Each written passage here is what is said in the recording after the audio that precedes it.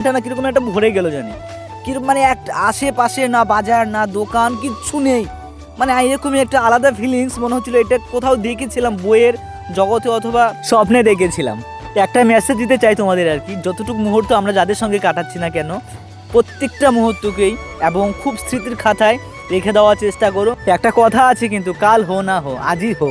তার কারণ হচ্ছে আমাদের আশেপাশের লোক এবং মানুষ রূপে ভাগ্যিস জন্ম পেয়েছি, এটা আমাদের সত্যি পরম পাওয়া এটা। তো এই জীবনটাকে শ্রেষ্ঠ বানানোর চেষ্টা করো সবাই। হাজিরাটা যাই হোক পেয়েছি আমরা, অনেক টাকা করে 900 টাকা করে কামাই করেছি।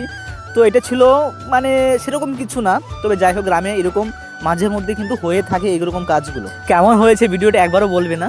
জীবনটা সবারই কঠিনই কাটে, তবে চাইলে মানুষ সব কিছুই করতে পারে, এটা বাস্তবতা। এই চ্যানেলে তোমরা অনেক কিছু দেখতে পারবে। আমার খাওয়া দাওয়ার একটা টিফিন তোমাদেরকে দেখায় নাই, শেয়ার করে নিই, তার জন্য একটু ছোট্ট করে দেখিয়ে নিলাম।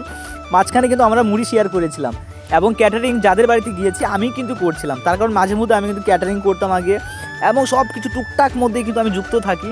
যাই হোক অনেক কিছু, যাই হোক ভগবানের কৃপা, রাধে রাধে।